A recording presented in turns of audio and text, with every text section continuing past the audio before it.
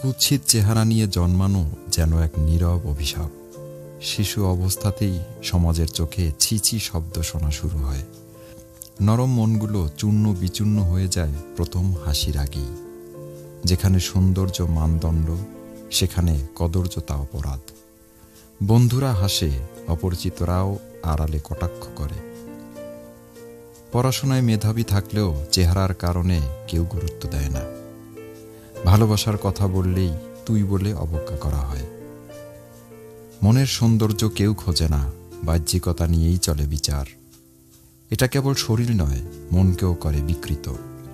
তবু কেউ কেউ আলো খোঁজে সেই অন্ধকারে, নিজেকে প্রমাণ করতে চায় অন্যরকম আলোয়। কিন্তু সমাজের মানদণ্ড বারবার দেয় অবমূল্যায়ন। কুৎসিত জন্ম কোনো পাপ নয়, কিন্তু মানুষের দৃষ্টিভঙ্গিতে এটা এক অভিশাপ। এই অভিশাপ বদলাবে যদি হৃদয়ের চোখে মানুষ দেখতে শেখে।